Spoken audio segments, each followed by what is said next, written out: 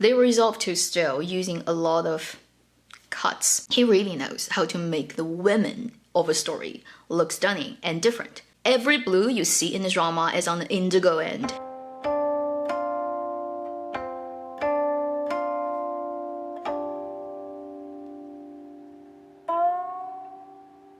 Hello, you're watching Avenue X, where Junkie and Good Storytelling shares her thoughts, knowledge, and occasional weird ideas on stories and how they're told. 说英雄，谁是英雄? Heroes is a 38 episode drama that's being aired on the platform Tencent right now. The drama is directed by Li Muge, whose most well-known works previously were the Goodbye My Princess period drama, also last year's Rattan. This is a wuxia drama based on a wuxia novel written by one of the best-known wuxia novel writers, Wen Ruian. Within my memory, one of the strongest impression adaptation drama work based on his novel was the early 2000s 逆水寒, 张智霖, 钟汉良, 李小冉, Song Jia. The type of good-looking cast you almost cannot imagine to put together now. So just in case people watching this video doesn't know about Wen Ruian, he's one of the big names. Although in the process of adaptation to this drama version, there's a lot of changes made. The drama is led by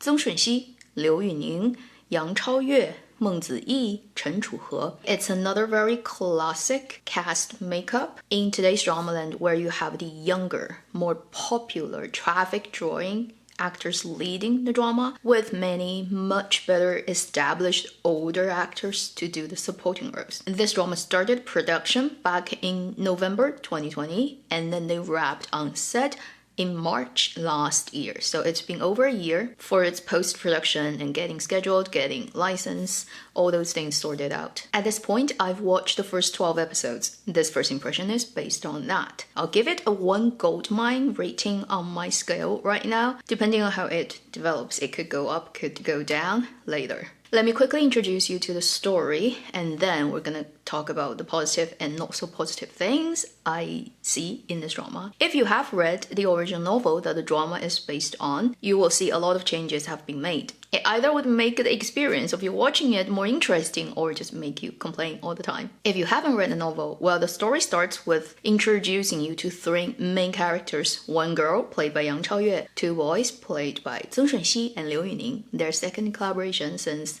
Ultimate Note. They all have the wuxia background, they all have wugong, kung fu, they all got trained by different people, and they come across in the world of jianghu, building up a friendship. Very soon, they'll come across 2 more very important characters played by Meng Ziyi and Chen Chuhe, who are, in the drama version, the heir to 2 different, very powerful sects who resides in the capital of this drama setting. These 2 groups are kind of on par with each other, but also in fierce competition. And then they also have a lot of dealings with the governmental, with the political power, ruling power of the time. And that makes these 2 people's relationship very complicated, because they are first in love, but also in competition. And it's the adventure, growth, change, friendship, betrayal, love, all that kind of element story mostly happening among these 5 characters. That's my best way of putting it without spoiling really anything important for you. Now, let's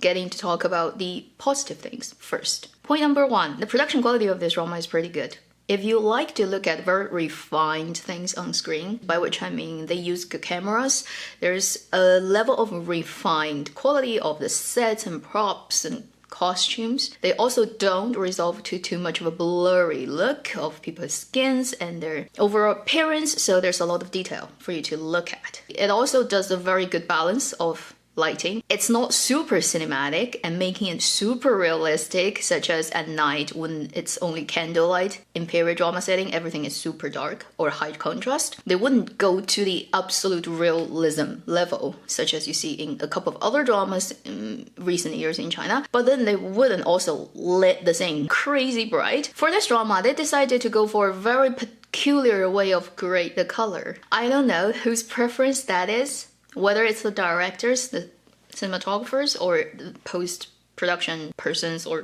producers, you never know. But they intentionally destroyed all the teal color. They completely desaturated teal color. Every blue you see in this drama is on the indigo end, and it's clearly being adjusted in post-production. And then they up the saturation of red, making red pop like crazy. It's not exactly the style you see in Goodbye Princess, neither is in Rattan. So for this particular period drama, directed by the same director, he went for another look. He didn't do before, but it's so intentional. In certain shots, it looks beautiful. In other shots, it looks a little bit weird because it's too indigo and it's not how things would look like naturally. And your brain kind of registers that if you look at a lot of color. For example, I intentionally wear this color today, I will look like this, depending on if you accept that look or not.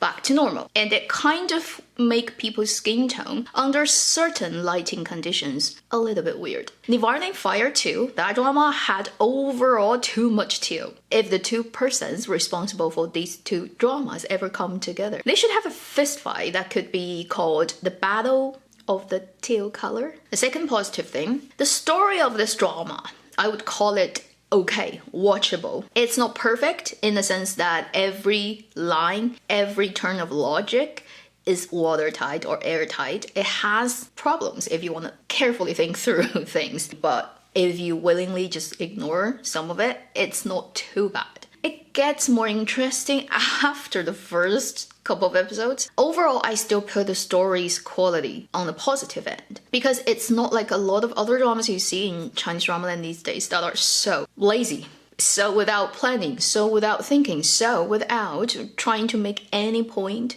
cross, like those dramas. A couple of examples, I put the posters here, where it's so looking like they just made it so that they can harvest the fandom's money and money laundering. I don't know, like what's the purpose of making these dramas? But in comparison, okay, this drama story actually shows you that they did think through characters' development. Is there a bigger message that they want to deliver? And it's kind of sprinkled across those episodes. There are very good moments. Overall, it's on the positive end, but not so much above the medium line. The third positive thing about this drama that I really liked is this drama has a lot of designs of things that are very pretty. For example, the title sequence looks very artistic and beautiful. The title song, the ending songs, and OST tracks overall in the drama is very nice. Definitely you're gonna hear Liu Yuning singing because he's a singer, why not use that? Also, everybody, before they start to watch this drama, had already anticipated something which did get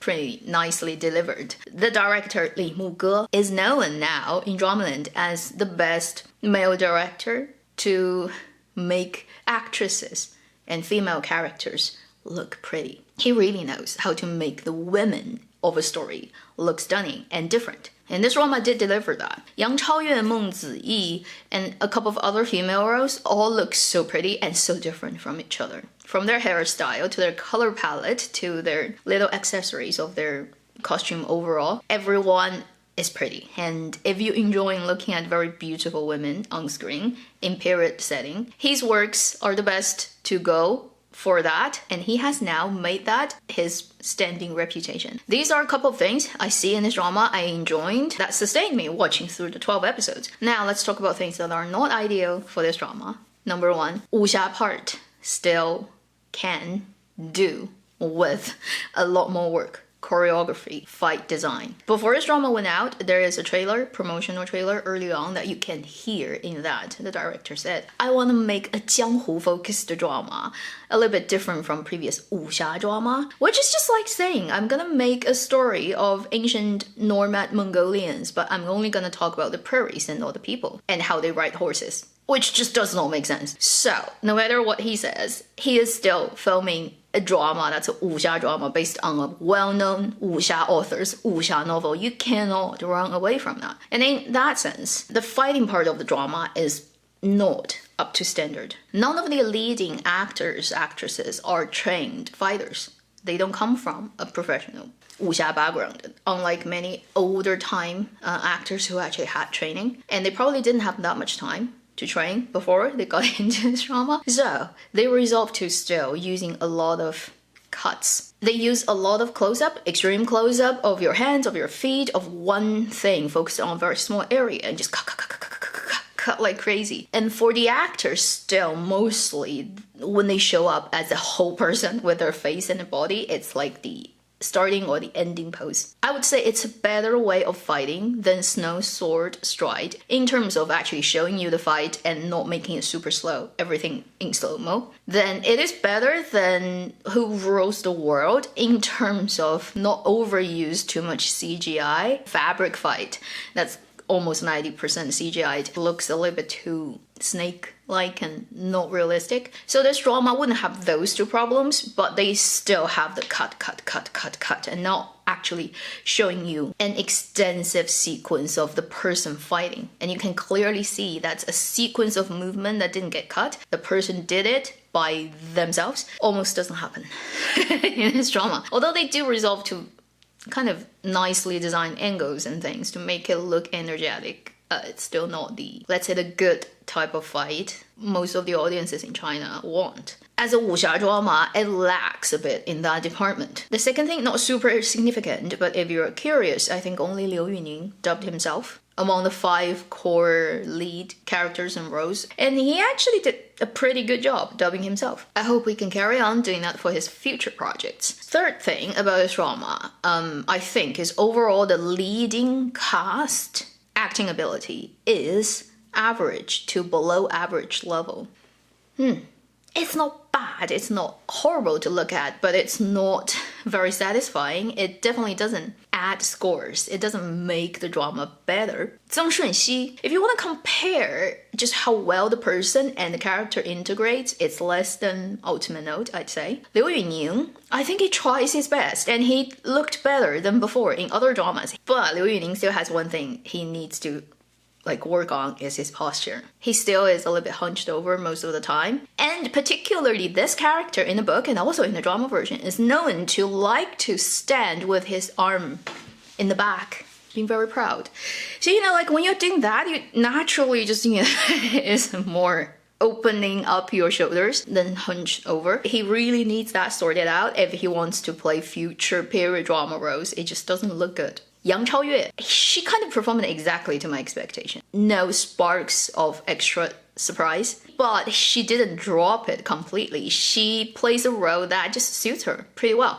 So she doesn't bring me out of the story, but then there's no extra value she offers. Meng Ziyi, she really doesn't have that much screen time so far. Her role is gonna get much more interesting later, so I'll have to wait and see. So far, she's just being pretty. Chen Zhuhe probably is the most interesting role among the 5 roles so far. As the main characters, he also probably is the best actor. He would be one of those reasons to sustain me through this drama, trying to see what happens later. So overall, those are the not so good things. And if I have to think of another wuxia drama that has similar makeup, in recent years, I probably would go for 侠探简不知, Ancient Detective. If I have to compare these two, I still prefer Ancient Detective. It has a more coherent storyline, it's better written, it's more interesting, engaging with characters and the plot, because in a way it's a detective story. And then I definitely think that drama's leading cast acting is overall better than this one. Then also the fighting in that drama is better than this one. To be honest, overall as a production, it is lacking in many things. Even with today's much lowered overall standard of Chinese dramas. So that would be my first impression of the drama heroes. 说英雄谁是英雄? I wouldn't say the time I've spent watching this drama is wasted, but it probably will be one of those dramas half a year down the line I'd forgotten 90% of its content. Thank you for watching Avenue X. I'll see you in my next video. Meanwhile, live long and happy drama watching.